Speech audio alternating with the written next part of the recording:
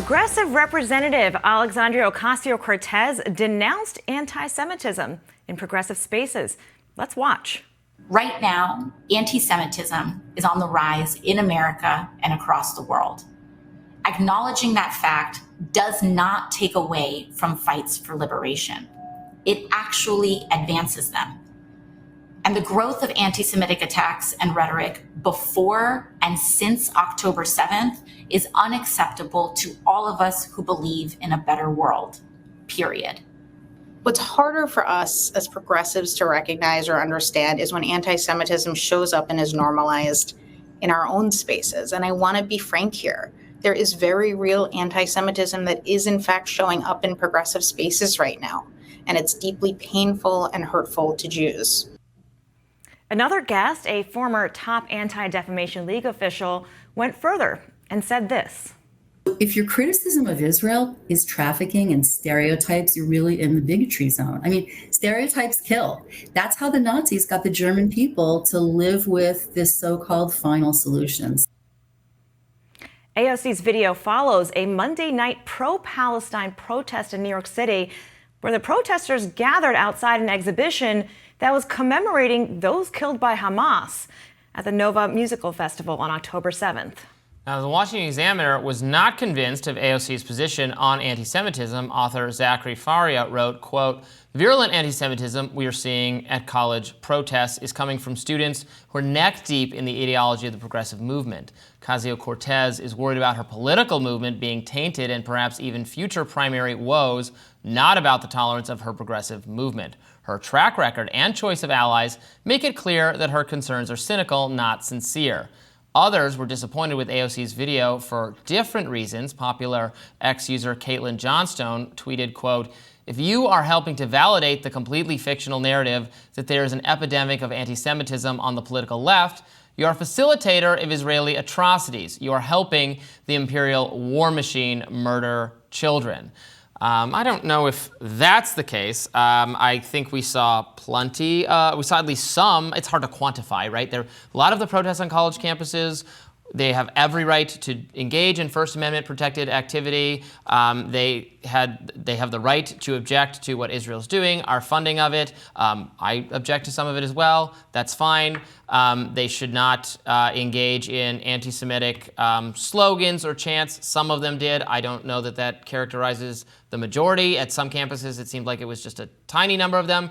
More of them at others. I took particular exception to campuses like this happened at one of the UC campuses where the pro-Palestine demonstrators actually blocked areas of campus and would not let students that they perceived to be pro-Israel, which in some cases seemed like it was just students they perceived to be Jewish, from entering the area. Like, you can't occupy campus and say no one else can enter it.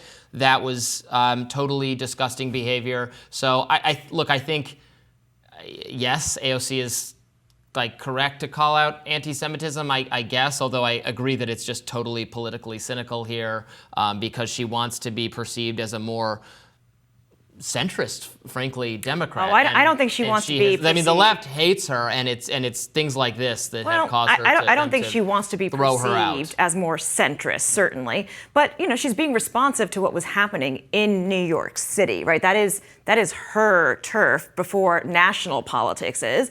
And it is pretty horrible to start protesting the fact that people died, right? I think people died, and whether those people were Jewish or Palestinian, we should not be celebrating anyone's death. I think we lose a piece of our humanity when we can't empathize with family members or people who have died. That said, I think you just look crazy when you this kind of thing. Some of protest is supposed to be uncomfortable. Protest is not supposed to be, here in this box over here, you can wave your signs and make it more convenient for the system and the structure, right? Yeah. It is the idea of confronting power that makes protest powerful. Sure. And it's supposed to be, to some degree, disruptive. Now, the line ends up being, how are you disruptive without being violent?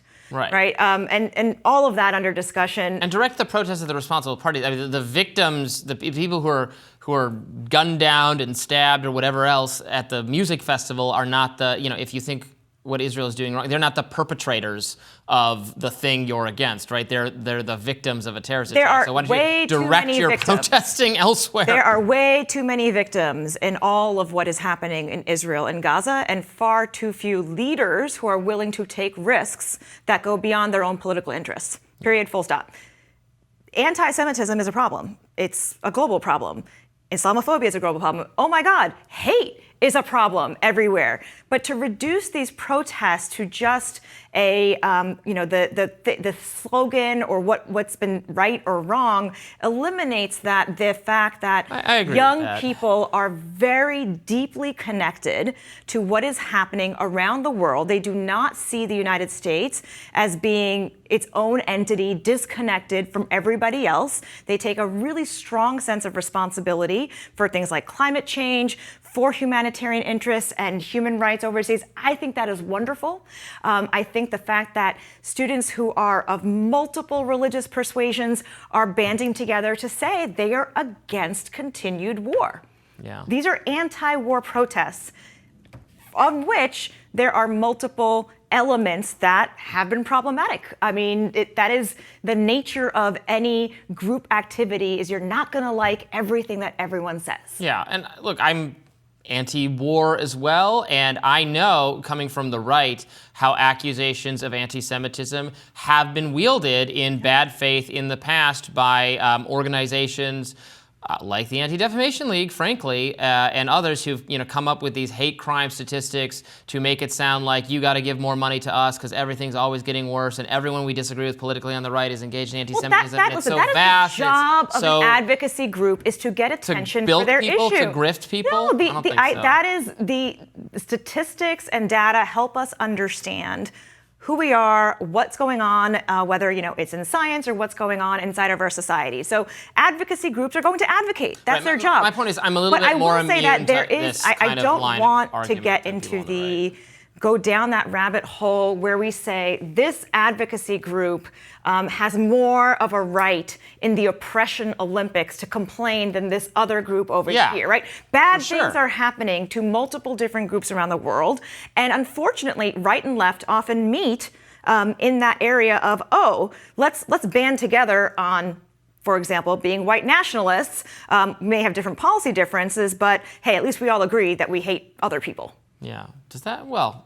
That's bad. Hating other people is bad. We not being me, because not yeah, but white. what also happens is the center or more mainstream Republicans and Democrats or commentators in the media can come together and say, we don't want to hear uncomfortable, like you were saying earlier, we don't want to hear uncomfortable things about how bad the war is or what a waste of taxpayer dollars it is. So we're going to shut down, we're going to delegitimize anyone speaking against it, and we're going to say that's anti-Semitic. And this happens to some of the protesters are like, well, I'm not saying anything anti-Semitic. I'm saying that I don't agree with what Israel is doing, and I don't think we should give money to it, which is the part I feel most strongly about it.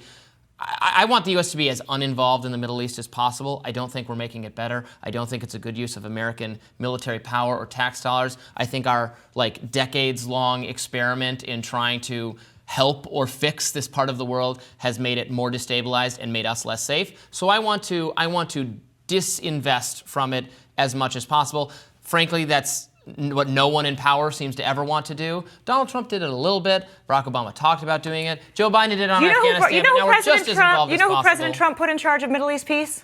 Who?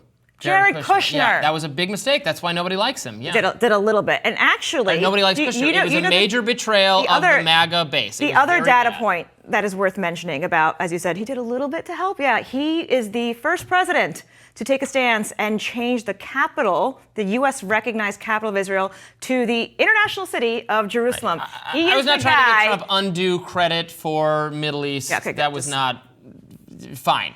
More Americans want less foreign military country involvement. Yes. And that's across this political spectrum. That's Democrats, that's Republicans. They never get listened to by their own political leaders. They barely get listened to by the media. And who else doesn't really get listened to? The folks in the military, who actually are the ones who know how things are going on the ground. They don't want to be involved either. And often get ignored when it comes to the political ambitions of those who think, the war hawks, who think that they can spread democracy by force. Absolutely. Why are we agreeing?